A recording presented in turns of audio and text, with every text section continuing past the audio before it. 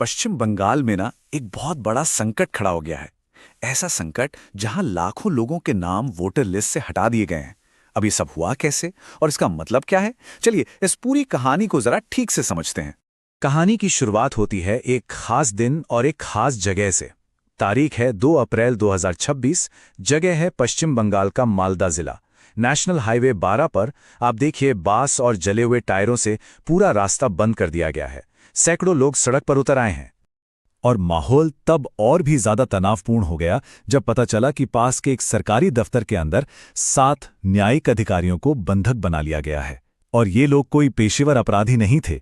ये थे शिक्षक, किसान और दुकानदार, मतलब आम नागरिक जिनका गुस्सा इस बात पर था कि उनका नाम वोटर लिस्ट से काट दिया गया था। तो सवाल यह है कि आखिर ऐसी क्या नौबत आ गई कि आम लोगों को कानून अपने हाथ में लेना पड़ गया? इस हताशा के पीछे की असली वजह क्या थी? तो इस पूरे हंगामे की जो जड़ है ना, वो एक सरकारी प्रक्रिया है जिसका नाम है विशेष गहन पुनरीक्षण या SIR। एक ऐसी प्रक्रिया जिसे वोटर लिस्ट को साफ करने के लिए लाया गया था, लेकिन इसने पूरे राज्य में एक नया संकट ही खड़ा कर दिया। आंकड़े सच कहूं तो चौंकाने वाले हैं। इस एक प्रक्रिया से कुल 1.21 करोड़ लोग सीधे सीधे प्रभावित हुए। मतलब बंगाल में हर 6 में से 1 वोटर पर इसका असर पड़ा। जरा सोचकर देखिए, अगर किसी परिवार में 6 वोटर हैं तो उनमें से किसी एक का नाम खतरे में था। और बात सिर्फ प्रभावित होने तक नहीं रुकी। 61 लाख लोगों के नाम वोटर लिस्ट से पूरी तरह डिलीट कर दिए गए। मतलब एक झटके में उनका वोट देने का जो अधिकार था वो ही छीन लिया गया। इसके अलावा 60 लाख और लोगों को एक बिल्कुल नई, मतलब अजीब सी कैटेगरी में डाल दिया गया जिसे नाम दिया गया संदिग्ध वोटर। अब ना तो उनका नाम लिस्ट में था और ना ही हटाया गया था, बस बीच में कहीं लटका दिया गया। अब ये जानना बहुत जरूरी है कि आखिर किसी को संदिग्ध मानने का आधार क्या था। तो सुनिए, अगर किसी के नाम की स्पेलिंग में जरा सी भी गलती हो, या माता पिता और बच्चे की उम्र में 15 साल से कम या 45 साल से ज्यादा का फासला हो, तो उन्हें संदिग्ध मान लिया गया। मतलब भारत जैसे देश में जहां सरकारी कागजों में ऐसी छोटी मोटी गलतियां कितनी आम हैं, ये आधार सिर्फ अजीब ही नहीं बल्कि खतरनाक भी था। तो ये सब तय कौन कर रहा था? कोई अधिकारी या कोई कमिटी? नहीं, ये सब कर रहा था एक सॉफ्टवेयर, एक ऐसा एल्गोरिथम जिसे लागू करने से पहले ठीक से जांचा तक नहीं गया था। और सबसे हैरान करने वाली बात तो ये है कि चुनाव आयोग के ही एक वरिष्ठ अधिकारी ने खुद माना कि उन्हें इस बात का कोई अंदाजा ही नहीं था कि सॉफ्टवेयर कितना सही काम कर रहा है। सोचिए, लाखों लोगों के लोकतांत्रिक अधिकार का फैसला एक ऐसे सॉफ्टवेयर पर छोड़ दिया गया जिसकी क्षमता के बारे में किसी को कुछ पता ही नहीं था। तो पूरी प्रक्रिया में ना बहुत बड़ी बड़ी गड़बड़ियां थीं। एक तो सॉफ्टवेयर ने 20 साल पुराने रिकॉर्ड्स को स्कैन किया। फिर 24 मार्च की शाम को तो गजब ही हो गया। एक तकनीकी खराबी की वजह से बंगाल के सभी 7 करोड़ वोटरों को संदिग्ध बता दिया गया। और तो और कई जरूरी आदेश लिखित में नहीं बल्कि व्हाट्सएप के जरिए दिए जा रहे थे। अब आते हैं इस मामले के सबसे बड़े टकराव पर कि आधिकारिक कहानी क्या थी और असल में डेटा क्या दिखा रहा था। सरकार का मकसद कुछ और बताया गया, लेकिन आंकड़े कुछ और ही हकीकत बयां कर रहे थे। तो देखिए, कागजों पर मतलब ऑफिशियली लक्ष्य था अवैध बांग्लादेशी अप्रवासियों को वोटर लिस्ट से हटाना। लेकिन जब डेटा को देखा गया तो एक अलग ही तस्वीर सामने आई।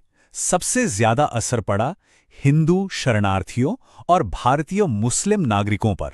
ये चार्ट देखिए, ये चीजों को और भी साफ कर देता है। जिन सीटों पर मुस्लिम आबादी ज्यादा थी, वहां अनमैप्ड वोटरों की दर सबसे कम थी, सिर्फ 0.65%। और वहीं दूसरी तरफ मटुआ समुदाय, जो बांग्लादेश से आए हिंदू शरणार्थी हैं, उनकी सीटों पर यह दर राज्य के औसत से भी दुगनी थी, लगभग 9.47%। चलिए आंकड़ों में थोड़ा और गहरा उतरते हैं, क्योंकि जब निर्वाचन क्षेत्रों को करीब से देखा गया तो एक बहुत ही चौंकाने वाला पैटर्न सामने आया। अब इन आंकड़ों को देखिए। कोलकाता पोर्ट, जहां मुस्लिम आबादी करीब 50% है, लेकिन संदिग्ध लिस्ट में उनका हिस्सा 82% था। इसी तरह मेठिया ब्रुज में 60% मुस्लिम आबादी के मुकाबले संदिग्ध सूची में उनका हिस्सा 87% तक पहुंच गया। ये आंकड़े आबादी के अनुपात से कहीं कहीं ज्यादा है। तो सवाल ये है कि ऐसा क्यों हुआ? और ये फर्क तो बूथ लेवल पर जाकर और भी साफ हो जाता है। सोचिए, एक ही विधानसभा क्षेत्र में हिंदू बहुल बूथ पर सिर्फ 3% वोटरों को संदिग्ध माना गया और उसी के पास मुस्लिम बहुल बूथ पर 58% तक। नियम 1, सॉफ्टवेयर 1, तो फिर ये इतना बड़ा अंतर आया कैसे? और ऐसा मत सोचिएगा कि ये संकट सिर्फ आम लोगों तक ही रहा। नहीं, इसकी चपेट में समाज का हर तबका आया। एक कारगिल युद्ध के योद्धा, हाई कोर्ट के एक रिटायर्ड जज, एक वर्ल्ड कप विजेता क्रिकेटर, और हद तो तब हो गई जब खुद इस प्रक्रिया को अंजाम दे रहे बूथ लेवल अधिकारियों के नाम भी संदिग्ध सूची में डाल दिए गए। तो सवाल यह है कि अब इस स्थिति में आगे क्या हो सकता है? ये समझना जरूरी है कि अगर किसी का नाम लिस्ट से कट गया है तो उसके पास क्या विकल्प हैं और कानूनी तौर पर इस मामले में क्या चल रहा है।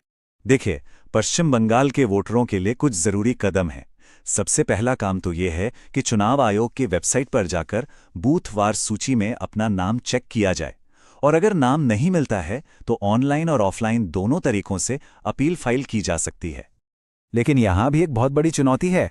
अपील करने का रास्ता तो है, पर उस पर सुनवाई की रफ्तार बहुत ही ज्यादा धीमी है।